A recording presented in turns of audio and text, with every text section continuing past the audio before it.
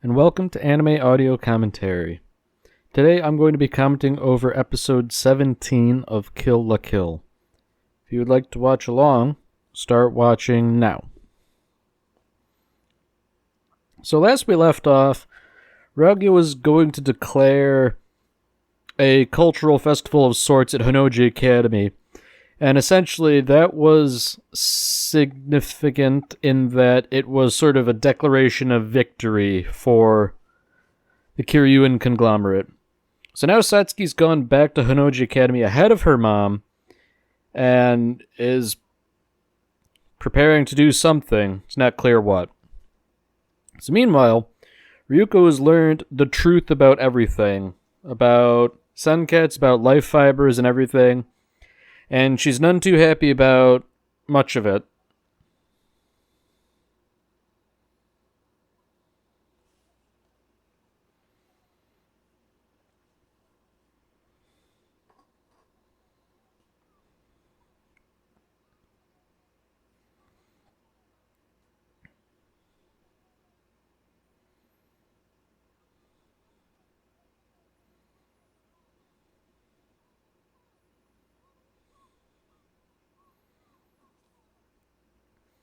So the Cultural and Sports Grand Festival is the event, and it seems like the end game, so to speak.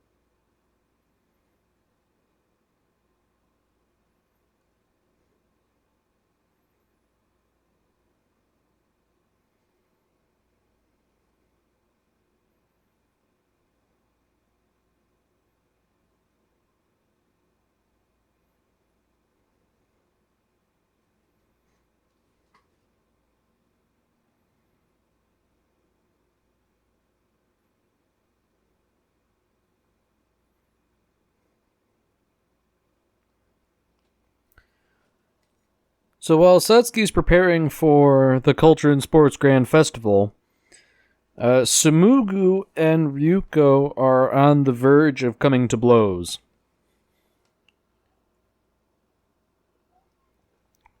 Despite not wearing a kamui, Ryuko is adamant that she's gonna beat the snot out of people if she has to.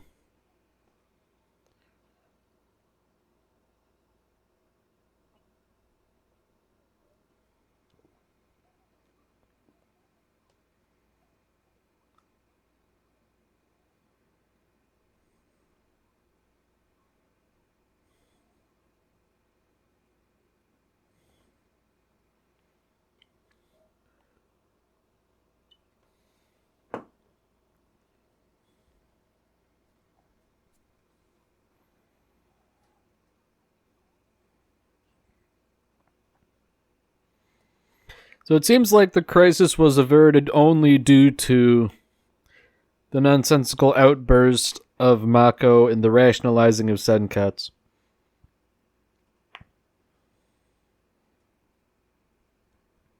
So it kind of seems to me that that whole outburst last episode was kind of really out of left field. But interestingly enough, we have a scene here where Ryuko sort of reflects on how Osaka is totally destroyed and, this is the power of life fibers.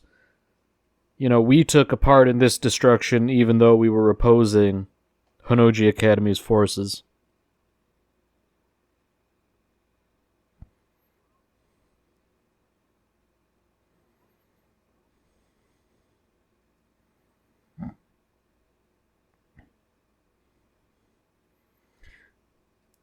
Alright, so Ryuko sort of makes some sense of her outburst. It was more, there was so much stuff going on that was so far over her head that she just sort of had to intervene on her own behalf, and she used Senketsu as an excuse.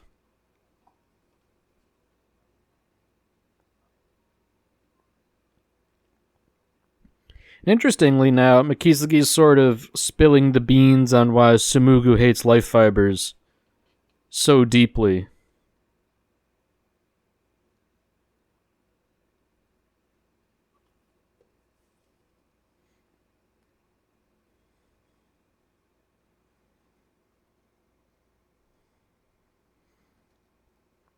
So I guess between what Ryuko already knew, this sort of paints Sumugu in a different light in her mind.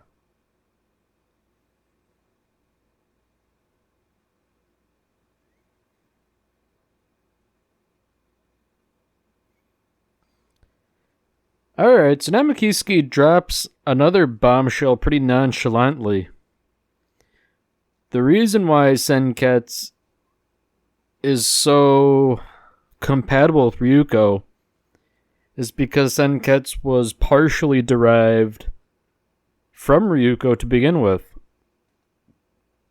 You know, that seems like a rather crucial detail for him not to have shared earlier, and for him to have just sort of casually mentioned.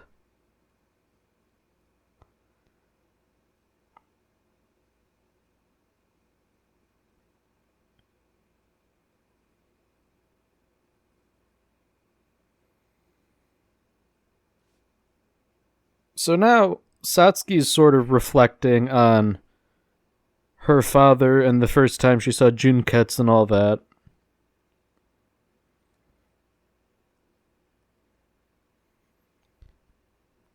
And how that day was the first day of this sort of whole thing she's been undergoing. And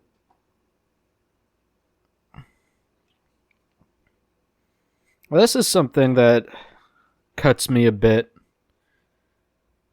You know, she's been drinking this tea since she was like, what, 5? And she mentions how she thought it was so bitter. But she drank it anyway, and the butler's like, you know, you could have said something. It's kind of bittersweet, but I guess even in that interaction, it displays the utter indomitable will of Satsuki to continue drinking tea even though she didn't initially like it.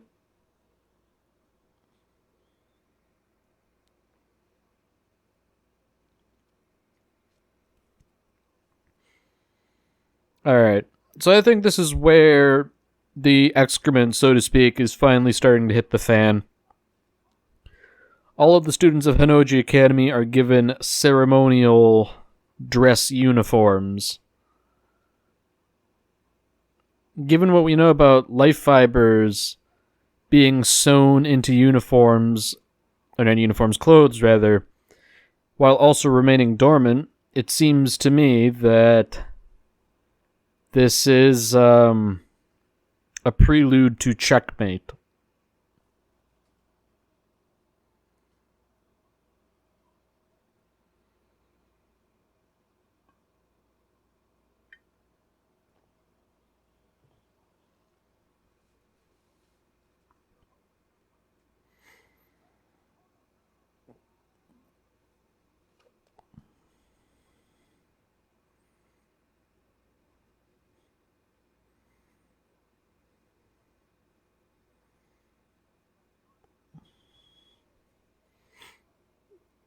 So the Moncancho family, they're sort of just now learning that Ryuko and Mako are considered traitors, and therefore they're on the naughty list for Honnouji Academy.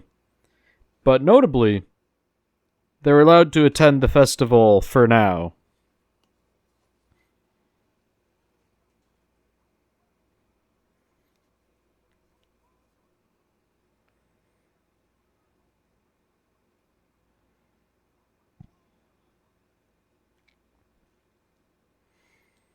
So maybe Gamagori doesn't really have all the information here, but it really seems like they're trying to get as many people into those dress uniforms as possible.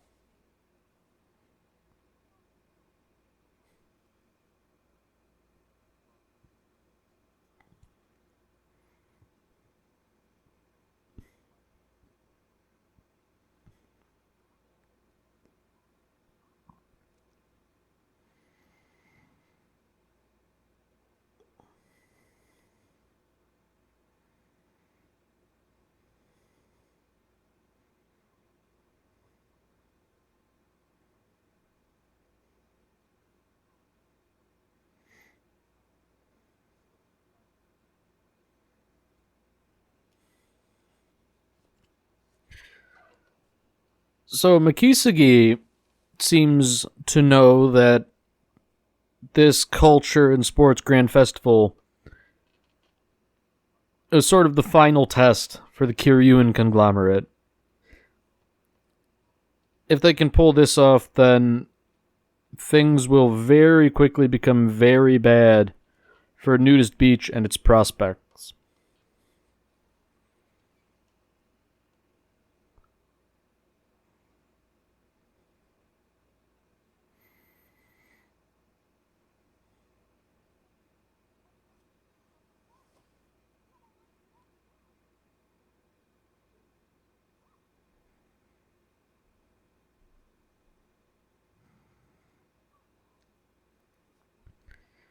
So, understandably, Ryuko is none too happy about this new plot development.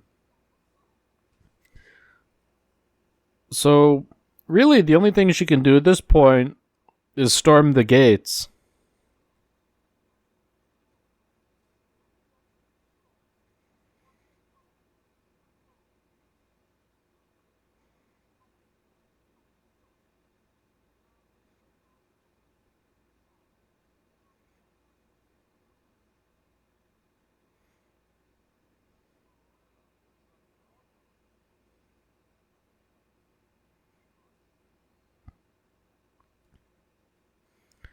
So naturally, the entire crew is going to head to Honoji Academy to resist them.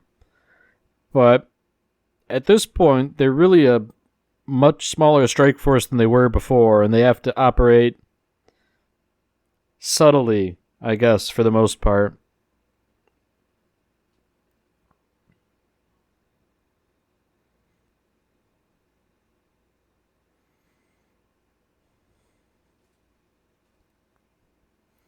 So notably, Ragyo refers to people as being worn by Reebok's clothing. So that sort of ties in with the themes about wearing and being worn and all that. It's notable that she considers the life fiber laced clothing to be the most important thing about the people wearing it.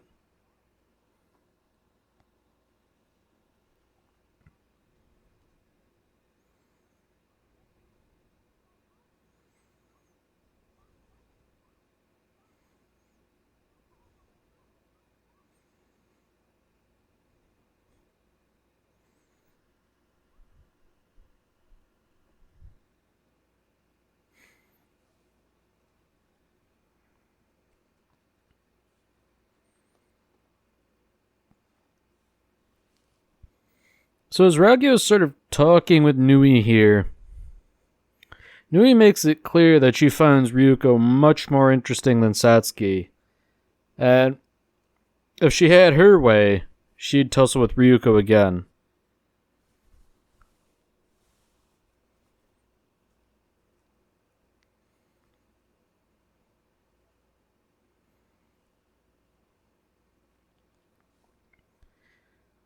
Meanwhile, Makisugi's given Sumugu some potent anti-life fiber weapons. With the tailor's knife and tailor's glove, he should be able to destroy Goku uniforms in a similar way to Nui when she destroyed the Blade Regalia Mark III.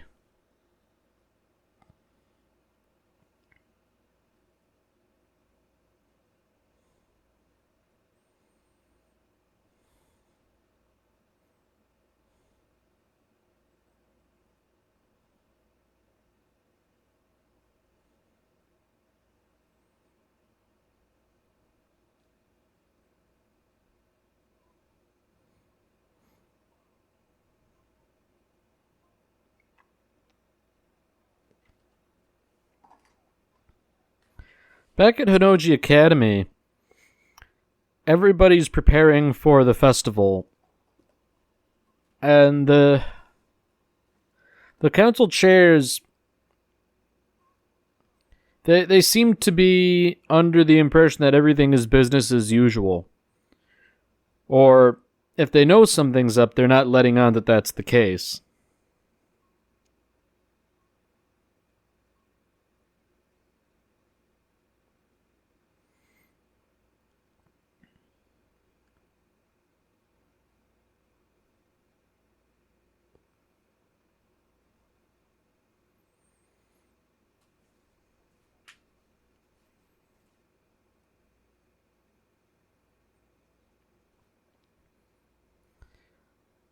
So now Satsuki has sort of gathered the council chairs and the sewing club president together. They're sort of having one last drink before the festival commences, as I guess a show of camaraderie.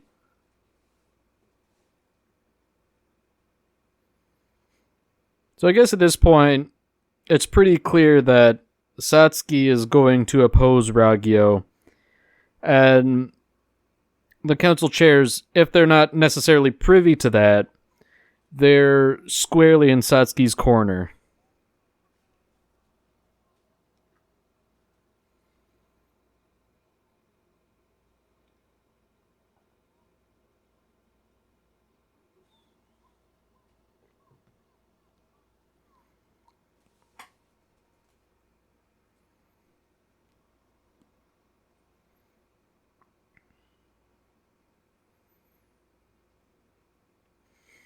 So now that the festival's begun, everybody's eating, watching, I guess, what is essentially the parade.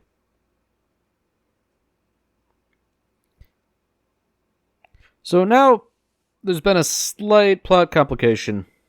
Mako's younger brother Mataro has actually pawned off his ceremonial suit, and rather, he painted it on. So whatever life fiber mischief is going to go on here, Mataro is safe by virtue of not wearing them. So I guess in his own way, he managed to outsmart the Kiryuans.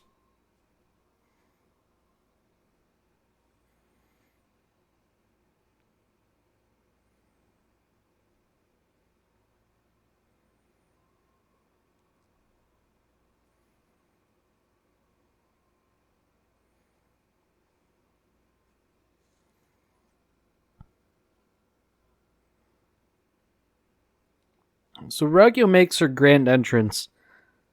And yeah, I think I've finally pinned it down. The way Ragyo and Satsuki talk to each other is very clinical. You know, it's not the way you would think a mother and daughter would speak if they truly had any kind of meaningful relationship. And I think that they speak to each other this way, it's sort of indicative that they don't really care for each other one way or the other. Ragyo seems like the type of person who just doesn't care about humanity whatsoever. And Satsuki, while she's capable of caring about her compatriots, definitely does not regard her mother highly.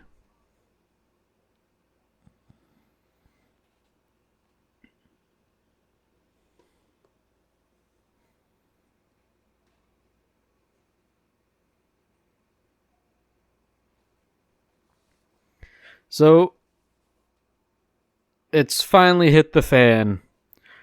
Ragyo activated the life fibers, and now all of the ceremonial clothes are eating their wearers.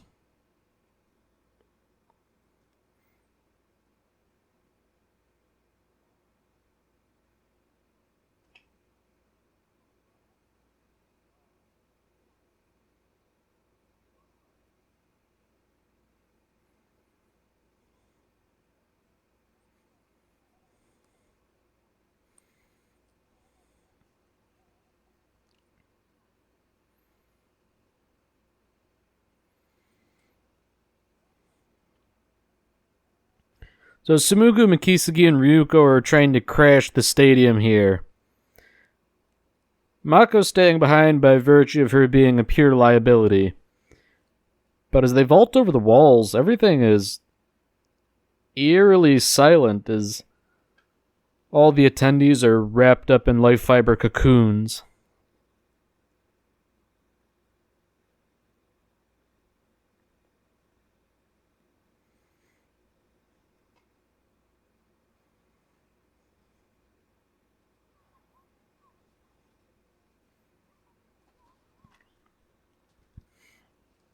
Interestingly, Ryuko immediately pegs Satsuki as the mastermind behind all of this.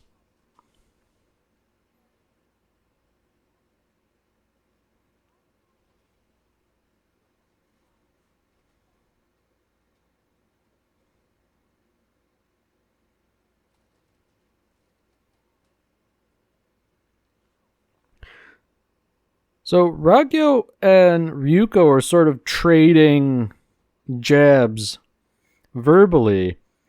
And while all that's going on, Satsuki decides to act and just impales her mother through the chest in fairly brutal fashion.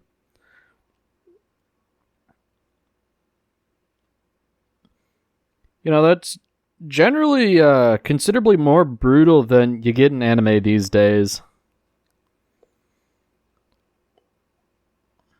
You don't normally see, like, arterial blood spray and stuff like that all too often. So Satsuki is effectively overthrown Ragyo, and Ryuko is greatly confused by what all is going on.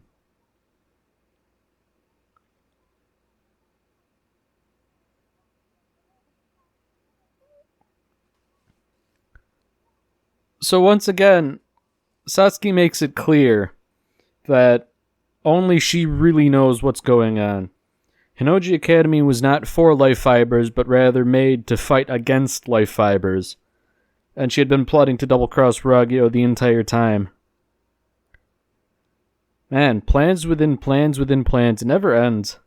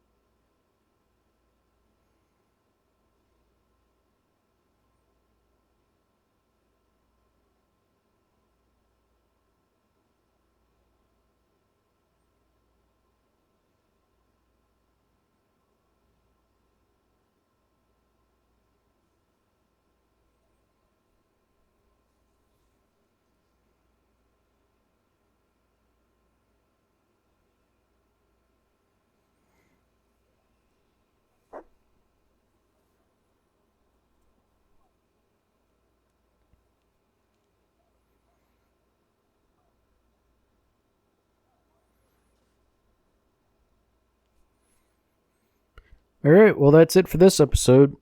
If you've enjoyed it, then by all means tune in for the next one.